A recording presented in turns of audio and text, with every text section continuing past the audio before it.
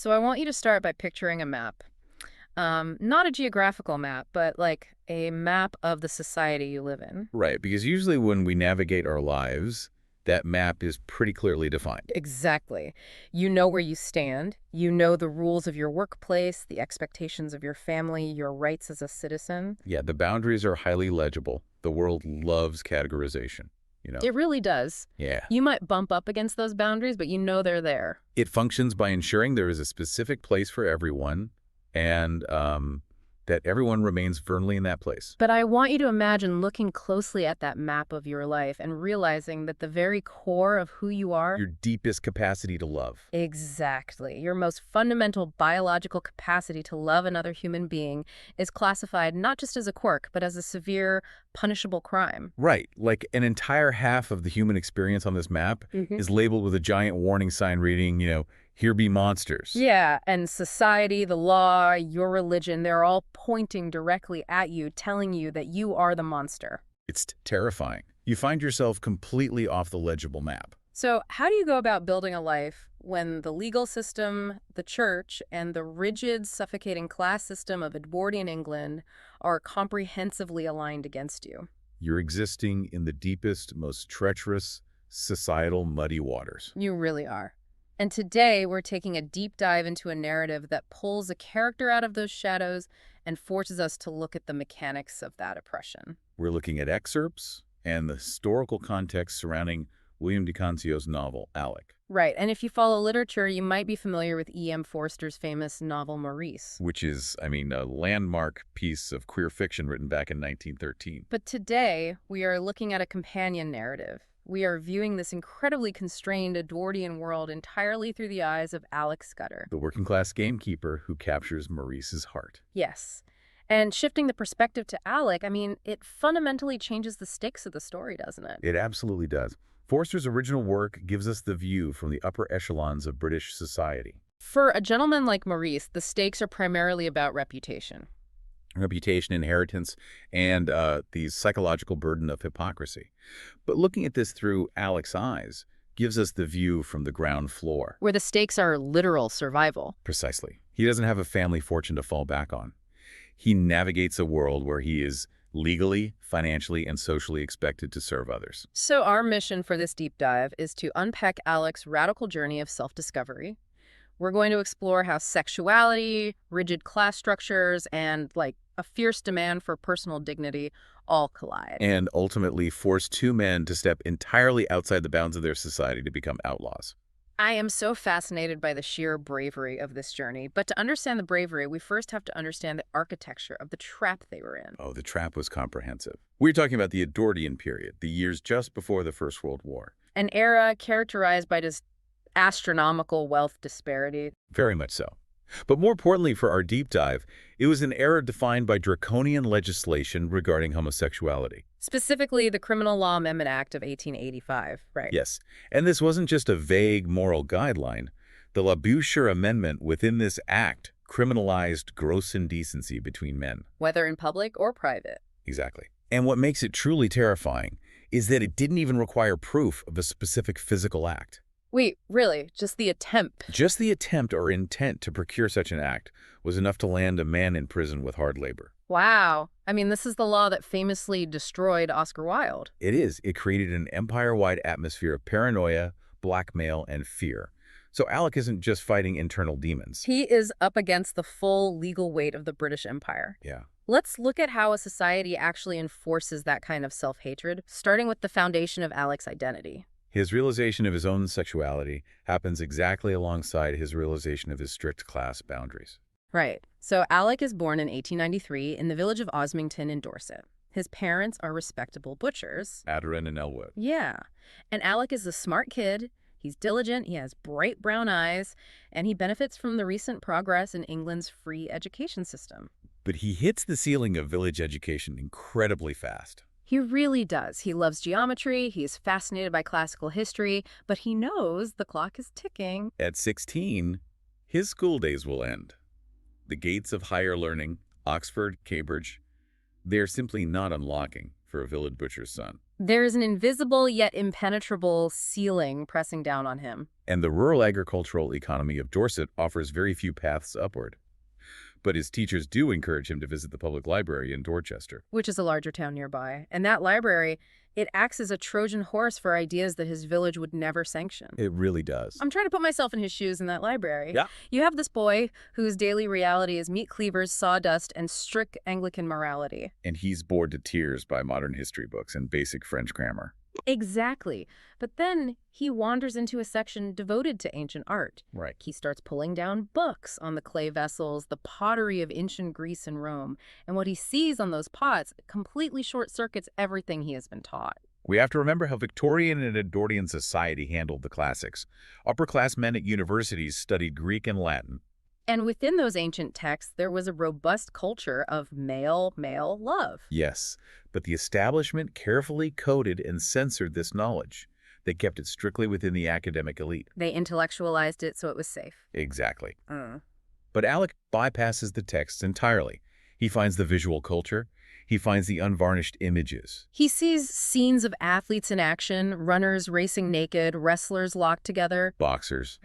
But it goes beyond just athletics, right? It does. Yeah. He sees scenes of boys playing and dancing together. He sees older, bearded men offering gifts to younger athletes. Reaching out to touch them, seeking their affection. And Alec has a profound, undeniable physical and emotional reaction right there in the reading room. His heart pounds. He flushes. He realizes, maybe for the first time, that he actually wants to live in that world. He wants to love and be loved in the exact way depicted on those ancient vases. And the contrast between what he sees in the library and what he hears at home is jarring. Completely. In his village, moral instruction is delivered by the local curate. Oh, this guy. Yeah, a scrawny, unwashed, miserable man who gathers the boys together to warn them about the tempter. The curate literally tells these adolescents that the tempter masks sin with beauty and that degenerate thoughts sap your manhood.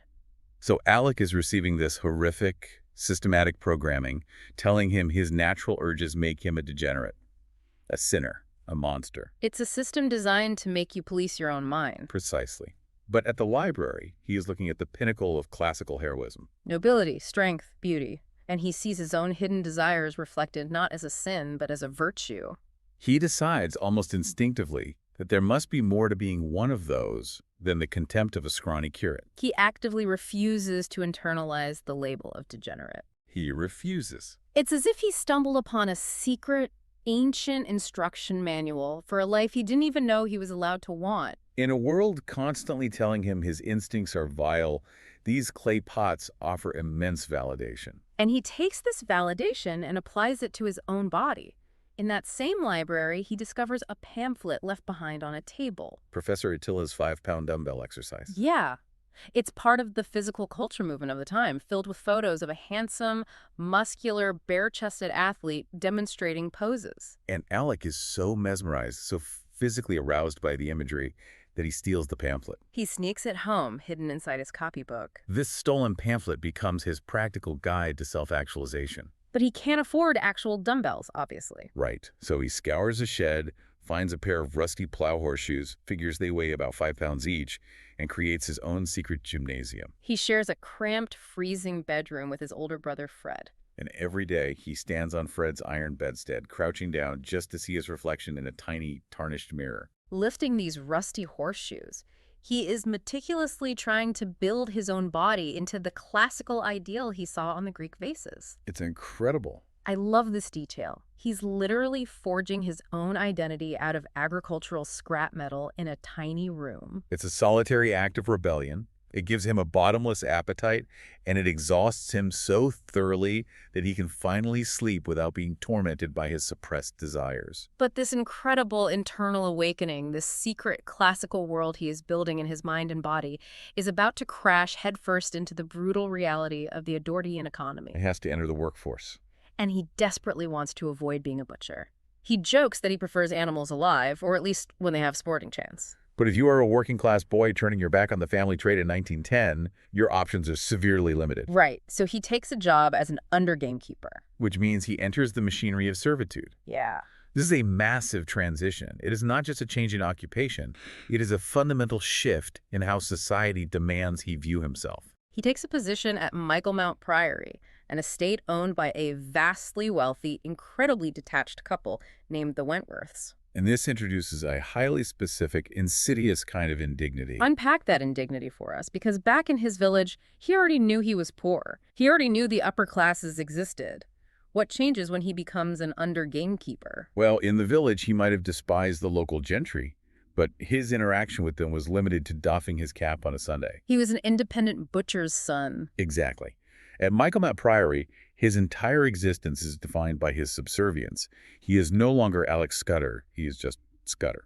The psychological toll is immense. It irks him to his very core to have to address boys his own age, or even younger boys who happen to be guests of the estate, as Sir. He quickly recognizes the unspoken rule of the servant class, right? Yes, servitude is essentially the process of the wealthy buying their own pride for the price of your degradation. You are paid to be lesser.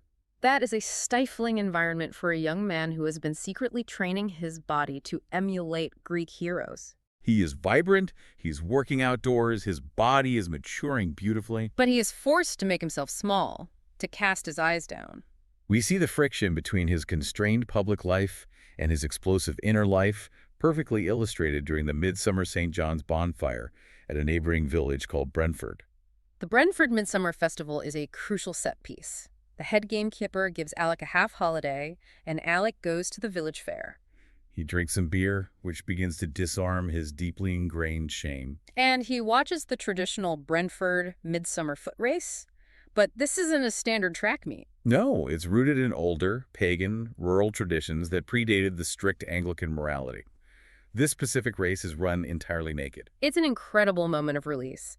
Alec strips off his clothes and joins scores of other local youths for a half-mile sprint through the twilight. Think about the physical sensation of that after months of wearing stiff, itchy servants' uniforms. For a few glorious minutes, he is actually living inside the world he saw on the Greek pottery. He is running, feeling the fresh summer air on his skin. Reveling in the physical freedom and the unashamed beauty of the other men running alongside him. He finishes somewhere in the middle of the pack, laughing, completely out of breath. And then a tiny little boy named Mustard Seed, dressed up like a woodland sprite for the festival, runs up and crowns Alec with a wreath of ivy. He is literally crowned as a sylvan god by the innocence of a child. For that one moment, class disappears.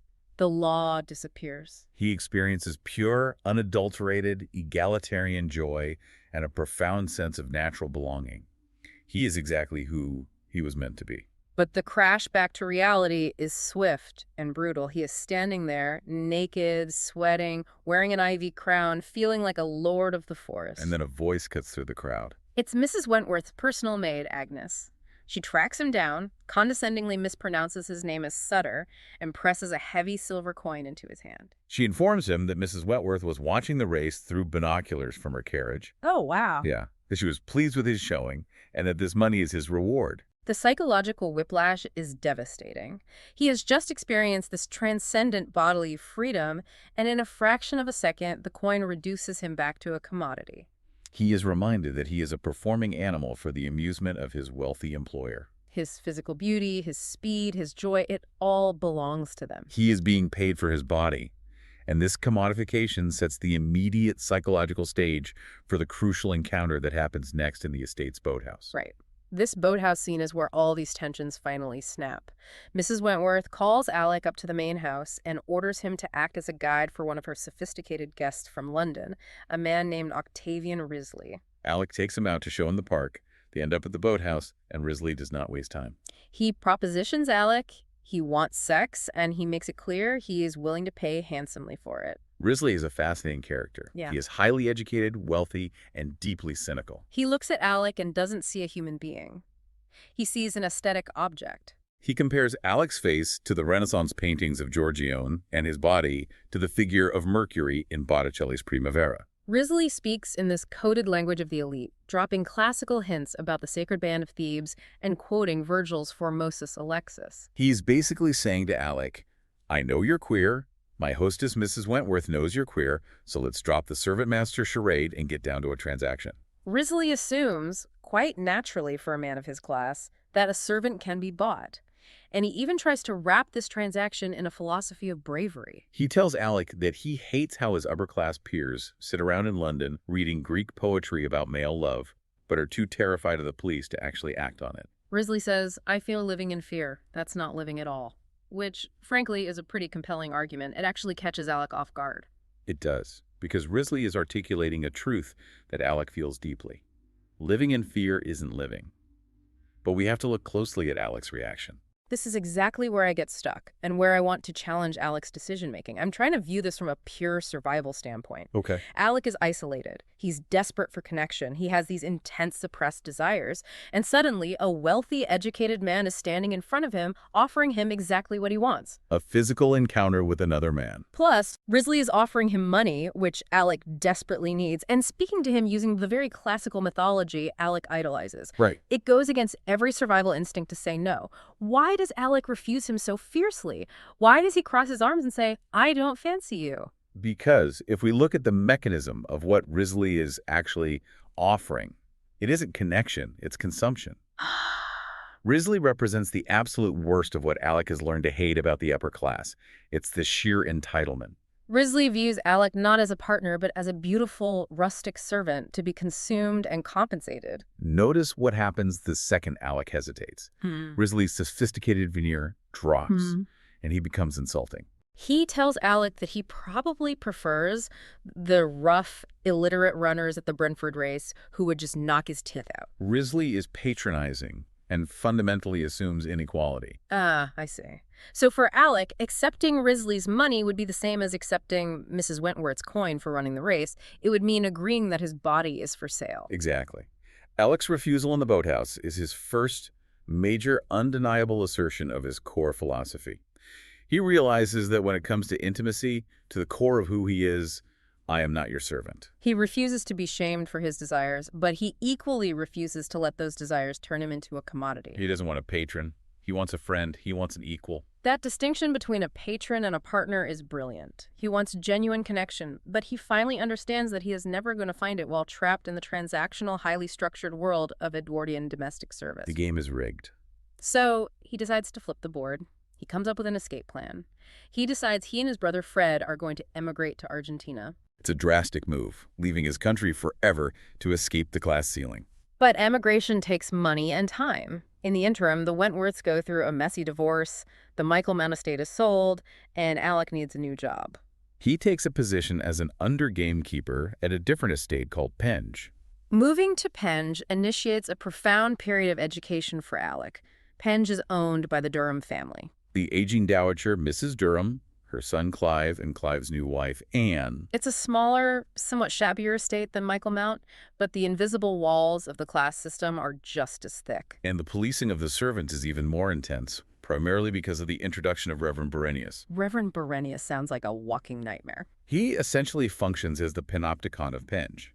He is a high church vicar who makes it his personal mission to micromanage the morality of the estate workers. He demands attendance at church. He pries into their personal lives. He insists on knowing their intentions regarding marriage. He creates a deeply stifling, paranoid atmosphere where every action is scrutinized for sin. To survive in this incredibly oppressive environment while saving for his ticket to Argentina, Alec adopts a dual strategy. On one hand, he puts up a camouflage of normalcy. He flirts with the dairymaids, Mill and Millie. He's not doing it maliciously. He's testing his own ability to perform the societal script. He wants to prove to himself that if he were absolutely forced to, he could go through the motions of being a husband. But his real focus, his lifeline, is his intellectual growth.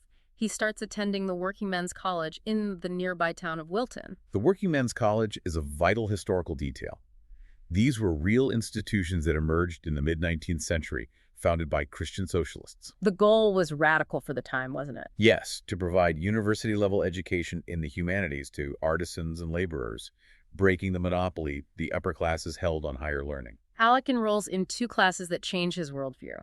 One is on the English poetic tradition, taught by a Cambridge Don named Mr. Harrison Grant. The other is on the Italian city-states, taught by a man named Mr. Morgan. Through these classes, Alec's intellect is obviously nourished, but the most profound lessons he learns aren't in the syllabus. He learns by watching his teachers. Let's look at Mr. Grant first.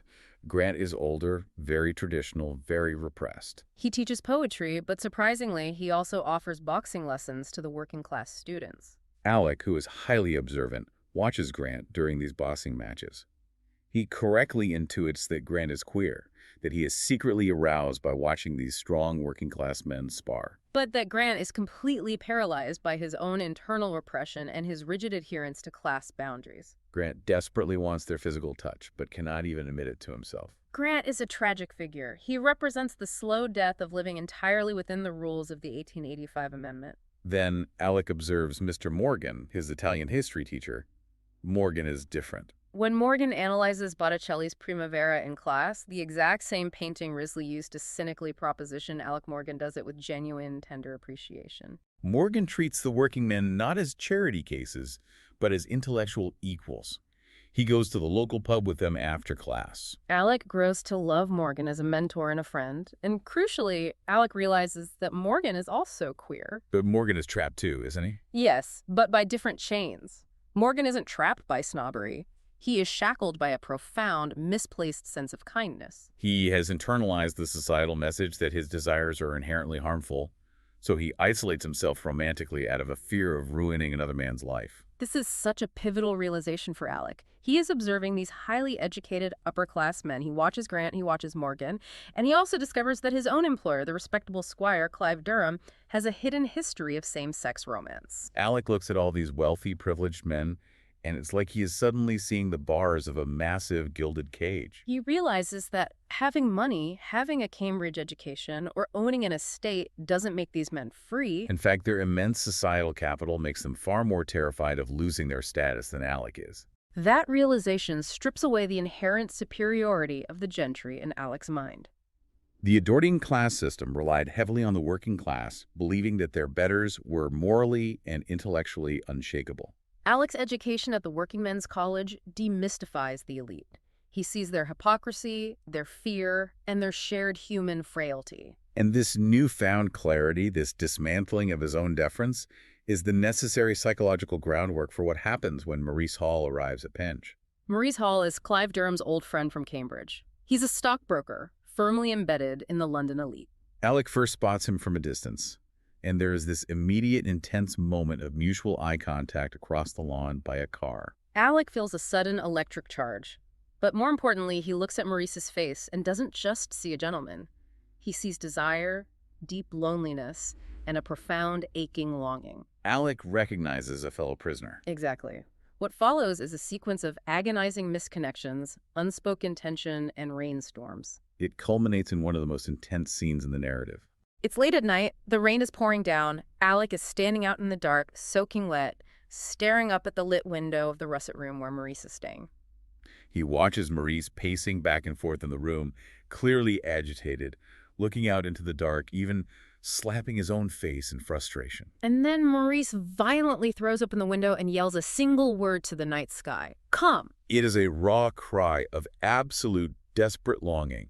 Maurice is shouting into the void, reaching the absolute breaking point of his own repression. And Alec, standing in the shadows, has to make a split-second decision. Do you ignore it or do you answer it? Alec answers it. There happens to be a ladder left leaning against the wall by some roofers. Alec climbs that ladder, in the dark, slipping in the rain, and steps through the open window into the russet room. We have to pause and deeply consider the mechanics of the risk Alec is taking right here. If we look back at the map of society we discussed at the beginning, climbing this ladder is stepping right off the edge into the abyss. As a servant, he has zero safety net. If he is caught climbing into a gentleman's room at night, he will be fired instantly without a reference. Meaning he will likely never find work again. If Maurice panics and raises the alarm, claiming a servant broke in, Alec goes to prison. Under the 1885 Act, even if Maurice doesn't raise the alarm but they are discovered, they both go to prison for gross indecency. Alec is risking starvation, imprisonment, and complete destruction. But the education he has received, the realization that the men in the gilded cage are just as desperate as he is, gives him the courage to breach that physical and social divide. He steps into the room. He leans his rifle against the window. He walks over, kneels beside the bed, and whispers, "Sir, was you calling out for me?" And Maurice, in that single moment, abandons the entire pretense of the British class system. He looks at Alec and replies, "I'm Maurice." In that enclosed space, for that single night, they momentarily shatter the rigid boundaries of their world. It is a moment of profound vulnerability. Maurice, who has been isolated his entire adult life, tenderly asks Alec, "Did you ever dream you had a friend? Someone to last your whole life, and you, his." He perfectly articulates the deepest, most secret desire Alec has held since looking at those Greek vases. It's beautiful, but it happens in the dark, removed from the world. The cold daylight brings the brutal immediate consequences of that rupture. The societal programming is too deep to be erased in a single night. The morning after, the reality of what they have done crashes down on Maurice. The narrative explores this crash through a cricket match held on the estate grounds later that day. I want to talk about this match because sports in England occupied a very specific cultural space. For a few hours on the cricket pitch, dressed in matching white flannels, the rigid class structure is temporarily suspended. Alec, who is an excellent player, is actually the captain of the estate team. Maurice, the gentleman, places himself under Alec's command. They field together, they strategize together. It is this brief utopian glimpse of what their lives could be like as absolute equals, working as a team. It's a sanctioned space where their partnership is visible, but entirely coded as acceptable masculine camaraderie. But this beautiful illusion is shattered the instant Clive Durham returns to the estate from a political canvassing trip. The squire arrives, and the game stops. And Alec watches as Maurice's genteel upper-class mask slams violently back into place. Maurice immediately begins bantering with Clive about politics and society, completely ignoring Alec's presence. The intimacy of the night before vanishes.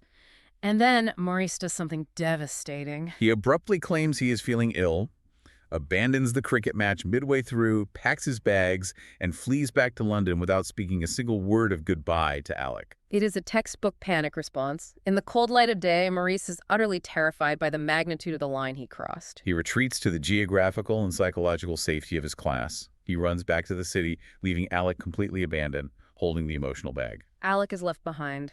He is heartbroken, but he is also clinging to hope.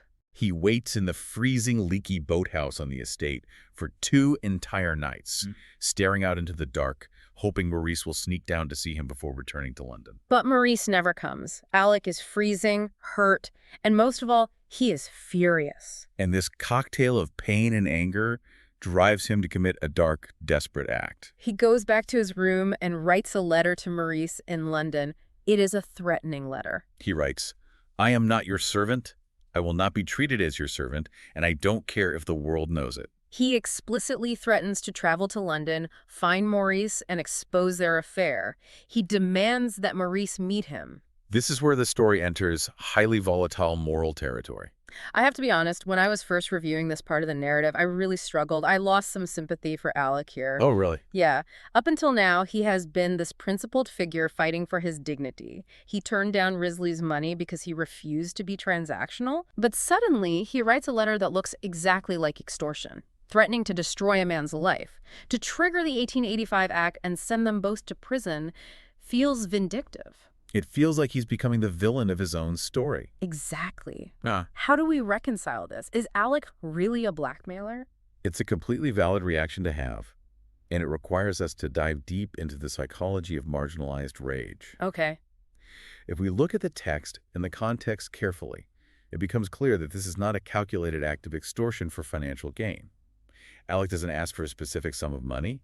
He isn't trying to get rich. Then what is he trying to do? Destroy Maurice out of spite. He is experiencing profound emotional agony. He made himself completely vulnerable, he offered his true self, and he feels he was treated like a disposable, rustic plaything. Which is exactly the fate he feared when he rejected Risley. When you strip away a person's legal rights, when you deny them any legitimate voice in society, what tools do they have left? That's a great point. Alec is wielding the only weapon that Edwardian society allows a person of his class to use against the aristocracy. The threat of scandal. He's using the societal map against Maurice. Precisely. He doesn't want Maurice's money. He wants Maurice's attention. He wants to force Maurice to look at him, to acknowledge his humanity. To admit that the intimacy they shared was real and not just an upper-class amusement. It is a highly volatile, incredibly dangerous expression of heartbreak mixed with explosive class rage. When he writes, "I will make you sorry for it," he is essentially screaming, "You cannot use me and throw me away without consequences." That reframes the letter completely. It's not a shakedown, it's a desperate, violent demand for recognition. And this demand forces a final high-stakes confrontation. Yeah. Alec travels from the rural estate straight into the belly of the beast, London. He orders Maurice to meet him at the British Museum. The setting of the British Museum is a masterstroke. It is the architectural embodiment of the British Empire. It is filled with the plundered spoils of conquered nations, giant stone pharaohs, Roman emperors, winged Assyrian bulls. It is a space designed to make the individual feel small and to project the unshakable power of the establishment. And Alec feels that power acutely. He is deeply uncomfortable. To prepare for his immigration, he has bought a cheap, stiff, scratchy blue suit. It fits poorly. He feels ugly and entirely out of place among the marble halls and the well-dressed Londoners. Meanwhile, Maurice arrives navigating the museum with complete aristocratic ease. This is his territory. The physical contrast and how they occupy that space perfectly mirrors their societal power imbalance. Alec is sweating in his cheap suit, trying to maintain his anger, trying to uphold the threat of the letter. He even invents a lie, claiming his aggressive older brother Fred is waiting outside the museum ready to beat Maurice to a pulp if Maurice doesn't comply. But Maurice reacts in a way Alec doesn't expect. Maurice remains remarkably calm. He doesn't get angry. He doesn't call the police, which he easily could have done. He seems exhausted, but he tries to understand the root of Alec's pain. Yet they are still circling each other, locked in this terrible combat of class and fear. And then the tension breaks. They are standing near a model of the Acropolis, and an older gentleman approaches them. It's a Mr. Abrahams, one of Maurice's old prep school teachers. Abrahams warmly greets Maurice, saying, "Surely you are one of our old boys." The trap is sprung. Alec is standing right there. He has the power to blow Maurice's life apart right in front of this respectable teacher. But Maurice does something incredible. Before Alec can say a word, Maurice smoothly steps in, smiles at his old teacher, and lies. He says, "I'm afraid you've made a mistake, sir. My name's Scudder." He takes Alec's name. Think about what we said earlier about names and titles acting as the literal armor of the Edwardian elite. They protected you from the consequences of the lower classes. Maurice claiming the name Scudder in front of an authority figure is like a knight voluntarily taking off his armor and dropping his sword in the middle of a battlefield. It is an act of total, disarming surrender. He uses his privilege to protect Alec from the fallout of Alec's own threat. It is a profound gesture of solidarity. It demonstrates to Alec, unequivocally, that Maurice values Alec's safety over his own respectable identity. And it completely deflates Alec's anger. The argument boils over as they leave the museum and walk out into the London rain. Away from the statues and the watchful eyes of society, Alec drops the blackmail threat entirely. He realizes, looking at Maurice, that he could never actually harm him. He admits his lie about his brother. He says, "You've too much pluck." And it is at this moment that Maurice's calm facade finally shatters. He plunges into a dark anger of his own, admitting the terrifying stakes of what Alec almost triggered. Maurice tells him brutally that if Alec had exposed him to the police, Maurice would have used his immense wealth, his lawyers, and his class privilege to completely crush Alec. He would have ensured Alec was thrown into prison for extortion. And then Maurice admits he would have gone home and blown his own brains out. The reality of the 1885 Act laid bare. Mutual destruction. Exactly. And then, amidst this terrifying admission of how close they came to death, Maurice adds a heart-stopping realization. He says, "And I should have known by that time that I loved you." He looks at Alec in the rain and says, "Too late. Everything's always too late." That admission of love is the sledgehammer that shatters the final barrier between them. The class war ceases. They reconcile right there in the rain. Alec sheds his anger, his fear, and his defensive posture. He looks at Maurice and simply says, "Sleep the night with me. I know a place." They find a hotel in Bloomsbury. They share a night of deep, profound connection. But as the sun rises, they have to face the logistical reality of their lives. Maurice, having finally accepted his own nature, makes a radical proposition. He tells Alec to cancel his emigration ticket to Argentina. He says, "Chuck your job." He proposes that they stay in England, defy the law, and live together. And Alec's reaction to this proposition is crucial. He is utterly terrified. Why? Maurice is finally offering him the life he has wanted since he looked at the Greek faces. Because Maurice is approaching this from a position of financial security. For Maurice, love means making a philosophical choice to abandon the social order. But for Alec, who has absolutely no money, no property, and no safety net, Staying in England means risking absolute, immediate ruin. If they are caught, Maurice might face scandal, but Alec faces starvation and hard labor. Alec's predetermined plan to emigrate to Argentina, while heartbreaking, is at least legally safe. It is a known hardship. Maurice is asking him to step into the unknown peril of becoming an outlaw. So Alec falls back on the safety of the map. He lashes out defensively. He tells Maurice that staying would be the ruin of them both. He packs his cheap suit and leaves the hotel with a devastating, cruel goodbye. Pity we ever met. We have to view Alec's flight to the ship not as a rejection of Maurice's love, but as a panic retreat from the terrifying vulnerability of living without the protection of societal norms. He chooses the bleakness of exile over the daily terror of illegality. Alec runs. He goes back to his rural village of Osmington to say goodbye to his family before his ship, the Normannia, sails from Southampton. While he's packing, he has a conversation with his old friend, Van Blunt. Van is an older, cynical working-class man who knows about Alec's inclinations. Alec tentatively explains the situation with Maurice, and Van strongly advises him to get on the boat. Van argues that a gentleman's love is nothing but fakery, a passing upper-class amusement. Van insists that the rigid divides of the English class system cannot truly be crossed, and that Alec will only end up discarded and destroyed. Van's advice is clear. Go to Argentina, be practical, and forget this fantasy. Van represents the internalized pessimism of the working class. He voices the exact fears Alec is wrestling with. And Alec almost listens. He is fully prepared to board the ship, but he has one final errand. He has to return to the Penge estate one last time to secretly leave the key to the boathouse where he used to work. And this final return to Penge is where the narrative shifts gears entirely. It is where nature itself intervenes to provide the ultimate counter-argument to the cynical laws of Edwardian society. Alec goes down to the boathouse, the site of his deepest heartbreak and longing. He is alone. The sun comes out, warming the wood. And he experiences a moment of transcendent, almost mystical observation. A kingfisher, a bird with radiant, brilliant blue, silver, and orange feathers, suddenly dives into the pond right in front of him. It's a breathtaking sensory moment, the sudden flash of absolute natural beauty cutting through the gloom of his practical anxieties. Alec is captivated. Without thinking, he strips off his clothes, runs down the dock, and dives into the water after the bird. And the narrative focuses on a highly specific, monumental detail here. As he slips below the surface of the pond for the very first time in his life, Alec opens his eyes underwater. He had always been told it would hurt. He'd always been afraid to try, but he forces his eyelids open. And it doesn't hurt. The water is clear. He sees the sunlight filtering down. He sees the kingfisher actually swimming underwater ahead of him, catching a minnow in its beak. He watches it and then follows it back up into the air, bursting through the surface into the light. We have to unpack the heavy symbolism here.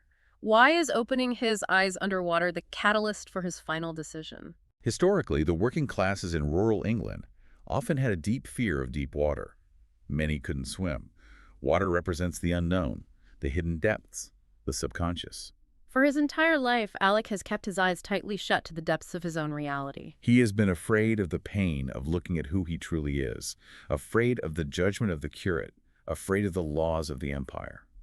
But he opens his eyes. He opens his eyes and sees clearly. And what he sees is the glorious, thriving beauty of the kingfisher, existing effortlessly in two worlds, the air and the water. The bird is entirely natural.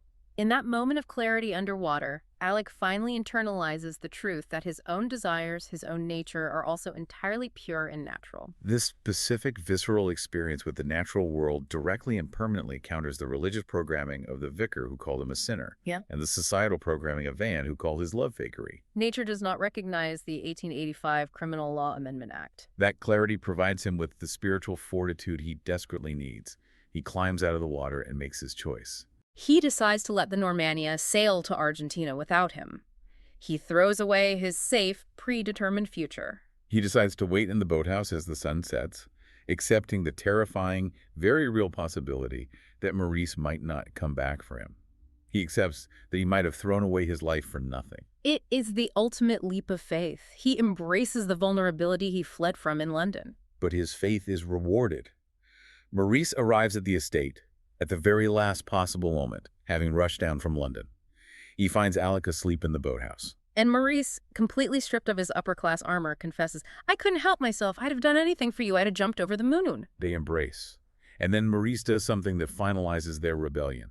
He leaves Alec in the boathouse, walks up to the main house, and formally, permanently severs his ties with his friend Clive Durham. He rejects the hypocritical safety of the estate, declares his absolute devotion to Alec, and walks away from his societal standing forever.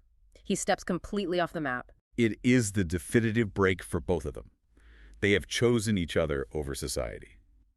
But deciding to be outlaws in a secluded romantic boathouse in the woods is one thing. Actually, surviving as outlaws in the middle of Edwardian London requires an entirely different set of skills. It requires a masterclass in societal navigation and subterfuge. Which brings us to the final, fascinating phase of their journey. How do you practically build a life together when your existence is illegal? We need to contrast their private, radical truth with the public theater they are forced to perform every single day. First, they have to deal with Alec's family, who are expecting him to be in Argentina. They intercept his parents, and they spin a brilliant, highly plausible lie. Maurice presents himself as a wealthy London investor who is buying a forestry business in the country. He tells the Scudders that he was so impressed by Alec's knowledge of the woods at Penge that he is hiring Alec to be his manager. It's a masterful piece of fiction because it weaponizes society's own expectations against itself.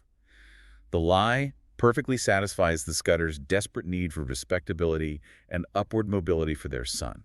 They are thrilled Alec is moving up in the world. Simultaneously, it allows Maurice to play the publicly acceptable role of the benevolent, upper-class employer guiding a working-class protege. They're using the massive blind spots of the class system, the sheer arrogance that assumes a gentleman and a servant could never possibly be lovers, as camouflage to hide in plain sight. They move to London. They rent furnished rooms in a house on Bernard Street, telling the landlord they are cousins to explain why they live together. But Alec fiercely asserts his independence. He refuses to let Maurice simply pay for everything. He refuses to be a kept man, which would just be a different form of servitude. So Alec goes out and gets a grueling job as a stock boy at Harrods department store. He is hauling crates, working long hours, earning his own wage. This grounds their relationship in equality. On Saturdays, they volunteer together, coaching a boys' football team at a local settlement house mission. They become a true team. They share clothes, they share meals, they navigate the city together. They even reconnect with Mr. Morgan, Alec's old Italian history teacher from the Working Men's College. Morgan, possessing the emotional intelligence to see through their cousin's facade, realizes the truth of their relationship and becomes their staunch ally and protector in the city. I want to take a step further into the analysis of this dynamic. Consider the grand irony of their situation. Under the strict laws of the British Empire, Alec and Maurice are technically criminals. Their daily life is punishable by years of hard labor. Yet, by stepping completely outside that legal framework, they have achieved a level of equality, mutual respect, genuine joy, and deep authenticity that the legal, proper characters in the narrative entirely lack. Clive Durham is trapped in a sterile, loveless marriage dictated by property laws. The Wentworths are rich but miserably divorced. The criminals are the only ones living truthfully. Exactly. But to protect that truth, they have to orchestrate a massive, ongoing daily fiction. The fake forestry business, the cousin's story, the careful modulation of how they speak to each other in public. They are acting in a play written by a hostile society, but they are secretly speaking their own lines. We see the culmination of this brilliant dual existence in a beautiful scene near the end of the narrative. Mr. Morgan invites them both to attend a classical concert in London. They listen to Debussy and Beethoven. Alec, who once had to sneak into a library just to look at art, is now sitting in a concert hall, moved to absolute ecstasy by the complex music. During the intermission, they're in the crowded lobby, and they unexpectedly encounter two ghosts from Alec's past, Octavian Risley and Alec's former employer from Michaelmount, the now-divorced Baroness, Mrs. Wentworth. The interaction that follows is incredibly telling. Think back to the Midsummer Foot Race.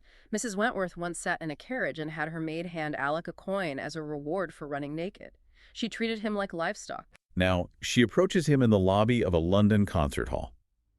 Because he is standing confidently with Maurice and the respectable Mr. Morgan, and because he is dressed in a well-tailored suit borrowed from Maurice, the Baroness does not recognize the under-gamekeeper. She shakes his hand as an equal. She even asks for his critical opinion on the Debussy piece they just heard.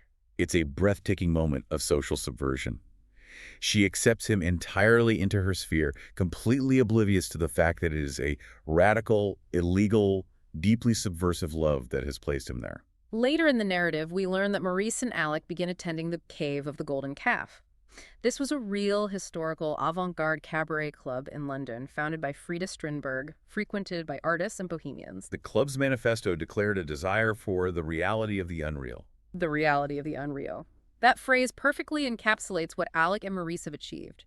Society dictated that a love between a gentleman and a gamekeeper was impossible, monstrous, and unreal. But through sheer courage, by carefully navigating the blind spots of their oppressors, they have taken that impossible fantasy and forged it into their daily, undeniable reality. It is an incredible, sweeping journey.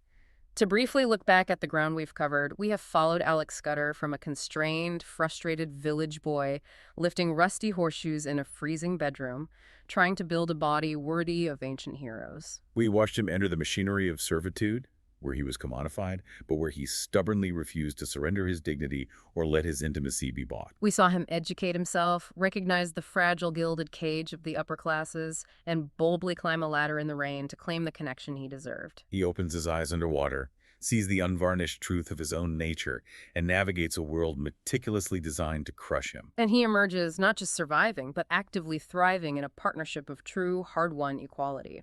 It is a profound testament to the resilience of the human spirit against the architecture of social oppression. It really is. And as we wrap up this deep dive, it leaves us with a final concept to mull over. I want you, listening right now, to reconsider the word outlaw. When we hear that word, we usually picture violent rebels. We picture bank robbers, gunslingers, or destructive forces actively trying to tear society apart. But look at Alec and Maurice. What is? In a society that is fundamentally structured on rigid conformity, on hypocrisy, and on the brutal legal suppression of human nature, what if the most profound, the most radical act of an outlaw is simply insisting on your right to love? It challenges our entire definition of rebellion. Exactly. What if the greatest rebellion isn't burning the map, but simply building a quiet, joyful, deeply authentic life in the blank spaces, in total defiance of a world that demands your erasure? It makes you wonder, what unspoken rules of our own modern society, what rigid expectations on our own maps might require us to become outlaws today in order to live authentically? It's a powerful question to leave on.